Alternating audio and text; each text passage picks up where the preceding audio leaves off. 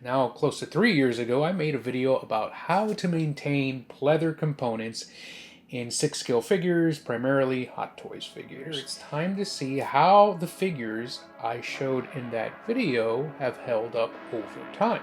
Plus, a few important additional tips to see if I've changed my process on maintenance. Stick around to see what happened to the figures. Did they disintegrate?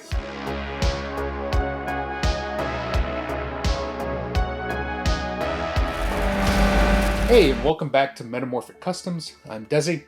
I thought we'd start off 2025 with an update on one of my most watched videos, which is the Pleather Maintenance, or how to maintain pleather on Hot Toys and 6-scale figures.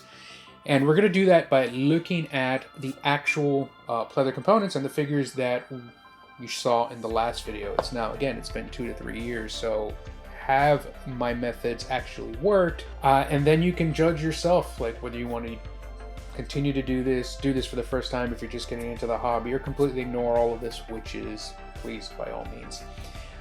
So let's get into it. All right, let's take it one by one. The original Hot Toys DX09 1989 Batman. I absolutely thought that given it's now been 3 years that there would be some kind of level of cracking on this cape and I would have to fix it via the Mod Podge route. And that hasn't happened. Let's take a look close up first. I'm going to take off the head, kind of like what I did last time to apply the 303, right? And we'll take off the cape, we'll look at that individually, and then we'll look at the body, which I also applied 303, and then we'll get into some updates later on. All right, so cape. Spraying it out. I'll bring it back close to the camera here, but as we start to look, you start to see some creases here, but nothing that I would really call a crack. I don't think that's a crack there. No. All right, that's just a crease, right? So it is creasing, right? And taking a look at the whole thing there, I don't see anything. Now, I do look at this periodically, right, more or less, because I reapply every 6 to 8 months. In my display area, there's a humidity level of about anywhere between 35 and like 45, 46. And when I reapply the 303, I kind of take a quick look at it. And I know it's been okay, but like I said, I was expecting it to eventually crack, right, and have to be repaired, but that hasn't been the case. I think the 303 has worked better than I even thought it would. So again, no errors to report here. And again, the inside of the cape is fabric, so we're not going to look at that, right? So let's look around the neck here that sits under the cowl, and hopefully you guys can see that. But yeah, I think it looks good. No cracking, so I'm going to keep applying 303 to this, right? And I still don't have an excuse to buy an aftermarket cape, although I really want. But this is looking good. So far, so good. I thought that initial, when I first looked at it, I thought that crease was for sure going to be a crack, but no. No, my surprise. Looks pretty good. If that was a crack, again, I would apply the Mod Podge instead of the 303 and just coat the whole thing. Which I'll talk a little bit about in a bit, but I'm going to put this to the side. All right, let's take a look at the actual figure, because I applied 303 to this as well. And I want to give some updates here. First, let's take a look at it. Yeah, everything looks fine. I will articulate it a bit. To be honest, I don't articulate my figures too much. I like museum poses, which I know a lot of people hate. That's cool. I like museum poses in my figures. But anyways, articulating it here, I mean, you can see that elbow there. It's not cracking or anything, right? Give it a good articulation there. Nothing. So far, so good. Same thing at the knees. Right, all good there. Right, all good. And I mean, just close up here, you pretty much see, let's see under the arm.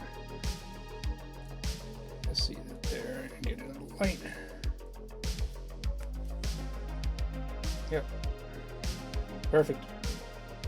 Just like new.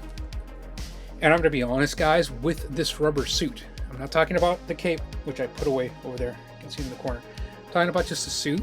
This is clearly not pleather, and it's like a thinner rubber. So now I'm thinking maybe I should have applied that grease, which I'll make a separate video on. That's a separate update for another figure. I honestly don't know. Just being completely honest. And what I'm going to do, I'm telling you right now, is I'm going to do nothing. Even though this is one of my favorite figures, I'm just not going to apply 303 on the body. I will on the cape. That is definitely a pleather. If I don't apply 303, I don't want to take that chance, right? But on this body, I'm just going to leave it, and I think it'll be fine. I hope. And then maybe in a year or so, I'll give another update or whatever, or when it cracks. That's what I'm going to do. But anyways, let's move on. Mr. Count Dooku here, or just Count Dooku, whatever. I applied Angelus, a satin finisher. Basically, it's just a clear coat, right, for fabrics, for leathers, and in this case, pleathers. And I applied that to the belt and the boots, because as you know, a lot of the Hot Toys Star Wars figures have pleather boots. I actually like that. I know people hate it because it starts to crack and peel. Anyways, how's this holding up? And let's take a look here. So far, so good. Because I applied the Angelus, which is again a clear coat seal, I didn't follow up with any 303 since the last video at all, right? It just has the single coat of Angelus, and that held up very nicely. So let's take a look here. I'm gonna do a little bit of creasing here, nothing too extreme. I don't want to do that. It's not that kind of abuse. that kind of an abuse video here. This is just more or less what kind of posing I would do, and heck, what kind of posing I recommend for these kind of figures. I know you don't have to agree, you don't have to like it, but I never do extreme poses. It looks good, right? There are no cracks on these boots. There is no flaking, and I've done nothing other than apply the one coat of Angelus. And again, just to remind you, this is the satin, right? They also have the matte. Okay, so you can apply either one of those and be set. And I applied these as soon as I got the figure, and you can see it's been 3 years and I've done nothing, right, other than maintain my display area and the temperature, which we'll get to. All right, but before we move on, we also have to check the belt. So perfect. Well, let's not skip. Let's go to the back here. Oops. Let's see, we're out of the way. Yeah. There is nothing here. That's, by the way, that's just part of the edge of the pleather that was always like that. So that is not a crack or anything. Looks good. And this one wasn't a surprise. I didn't think we were going to see any cracks on the belt or the boots because we applied a permanent sealing coat. It goes to show, I think these two methods work, which leads me to the next figure and the last method. And for the last figure update here, this is Red Skull from the Captain America the first Avenger, the 2011 Marvel movie. I've had this figure, obviously from Hot Toys. I've had this figure since it was released in 2012. Movie, I believe, was 2011, and this figure came out in 2012. Yeah, you can see that. Can you see it? Yeah, 2012 in the boot there. It's tiny, but you can make it out. Anyways, I've had that figure since then, and if you remember in the last video, this particular figure was not only a maintenance or an upkeep, but a repair. This is the figure that actually had started. Well, first of all, clearly, as you can see, he's got a complete pleather coat. That is a lot of pleather. If you remember from the last video, it had a crack, which you can still see right there. See that? As I move it back and forth in the light.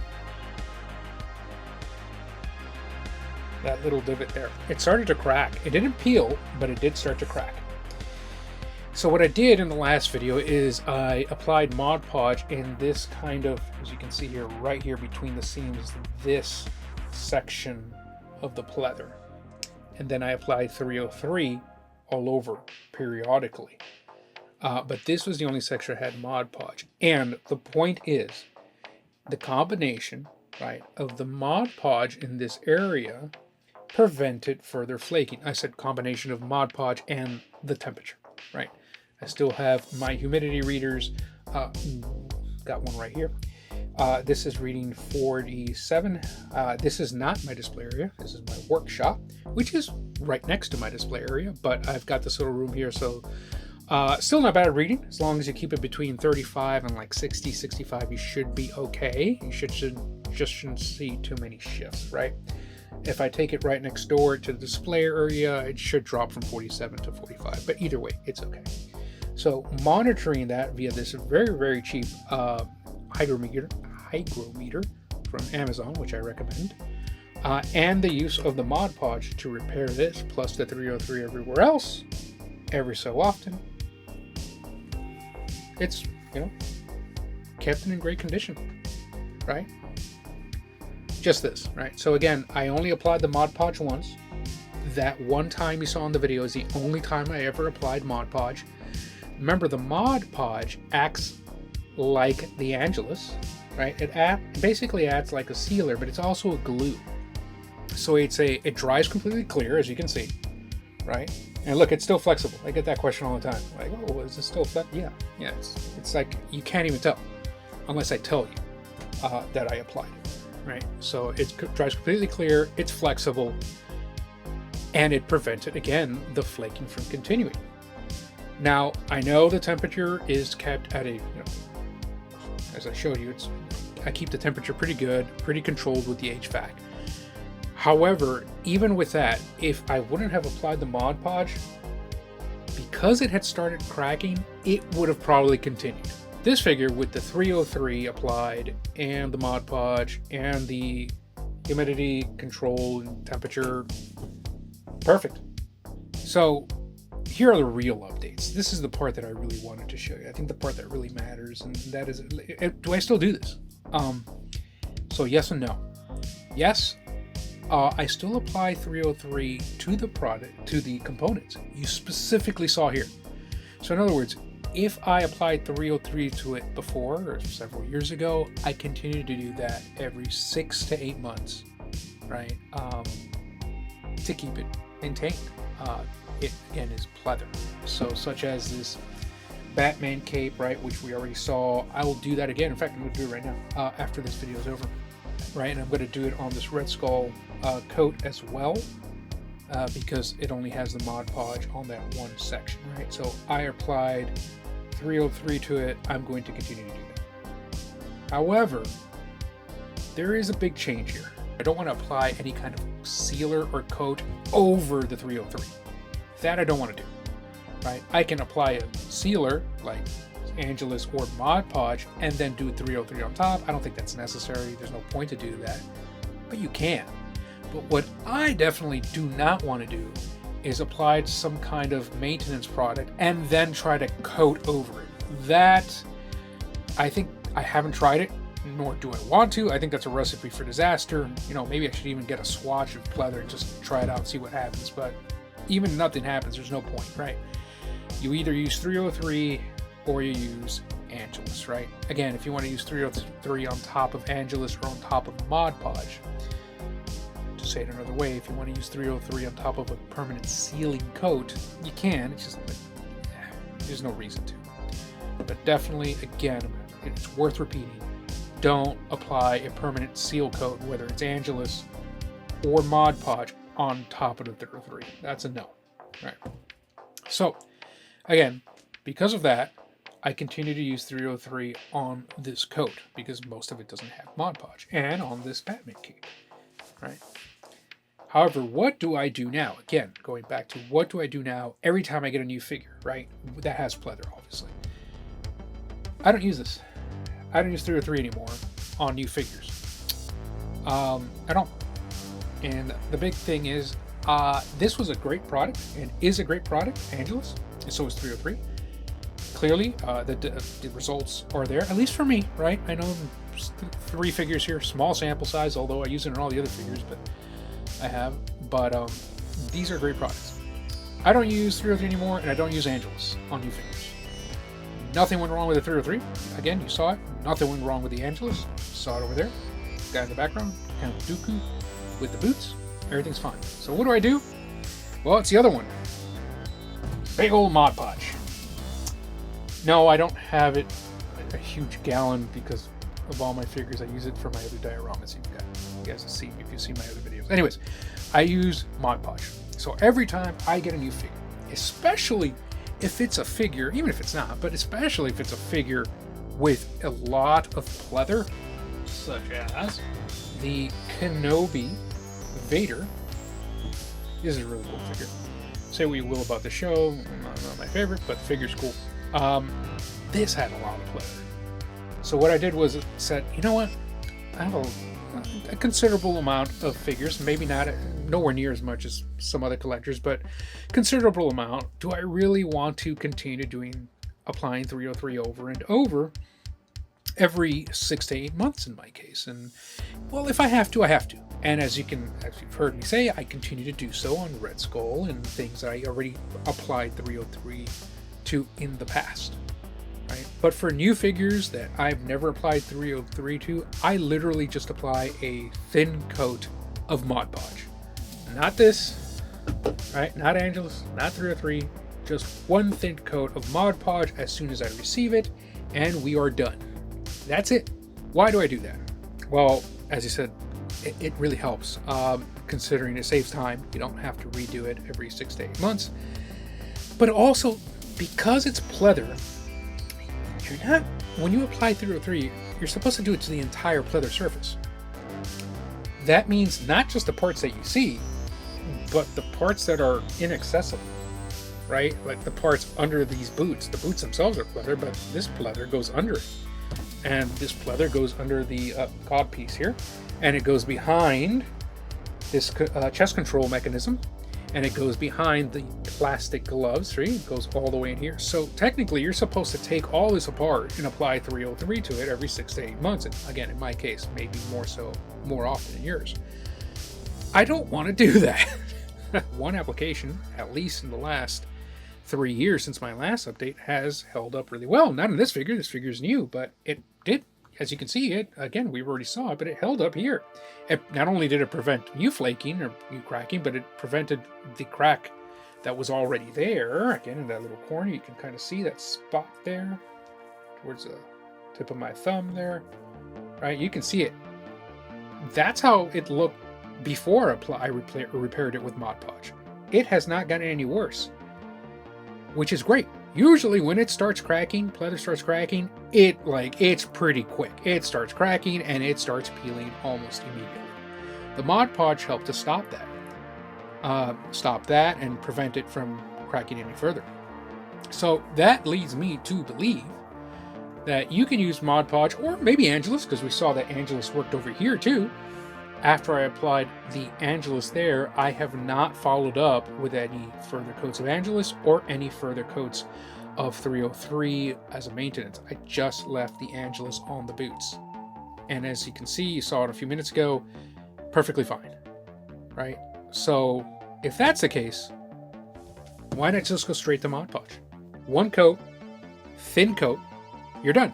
You applied Mod Podge just as you saw in my original video. Just as you would apply Angelus, right? I've had the question asked too in video comments, like, what would you do?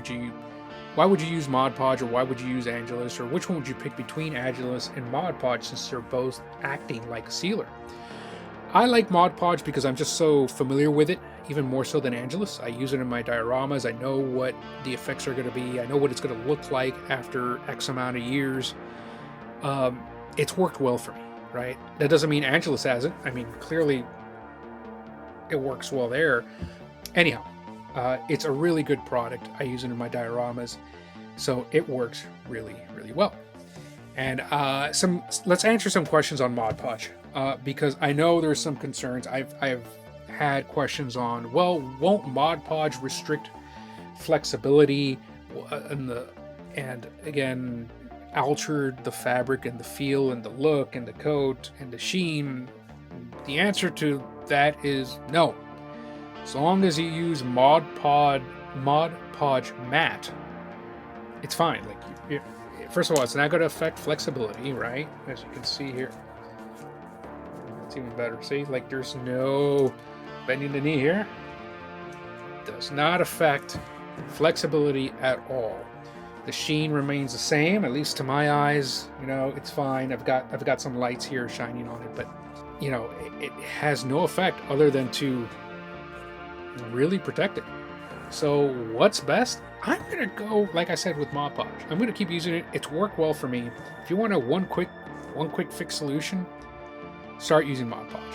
If you're like me, that you've already been using 303, maybe because I told you so, or because somebody else told you so, or because you've just been using it, it still works. It's evident that still works. I'm going to keep using it here. I don't want to put Mod Podge on this now, only because I've already put 303 on it, right? So I'm just going to keep using 303 on this. But on new figures, for me, Mod Podge works. Can you use Angelus instead? Because, I don't know, you just want to? Sure. Again, it worked. I like Mod Podge. Maybe I'm just biased, right? If you go with Angelus, again, you can have matte, you can have satin, and in Mod Podge, you can also have gloss or matte. I use matte Mod Podge. And now, let's segue to a couple of more updates on additional questions that I think are relevant that continue to come up in the comments. Let's talk about those. And I thought I'd cap this video with one more topic.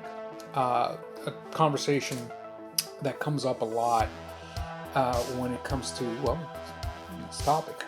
And that is environmental conditions. We now know, my last video, this video, would keep saying that it's all due to humidity, or rather drastic shifts in humidity. Keep saying that, right? That little Hot Toys instruction booklet specifically says keep away from humidity. But what happens if you live in a climate paradise, right? A place where the weather is fairly consistent, not a lot of change in seasons, and the humidity is low, or in a dry area, right?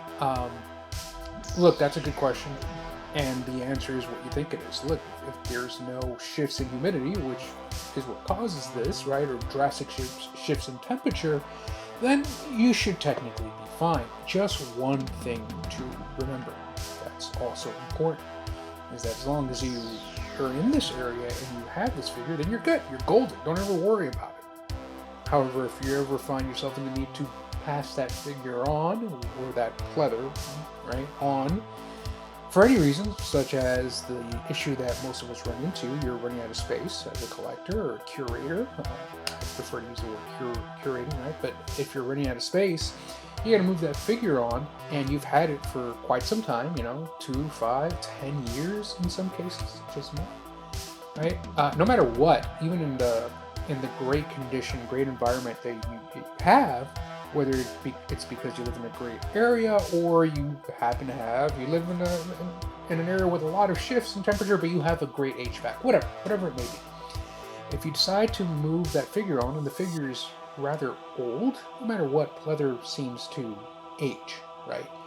It might still be in great condition visually, and when you feel it, it might look good, but as the figure, the component, the pleather component, gets older, it's still just pleather, right? So if you keep it in your area, you'll probably be fine.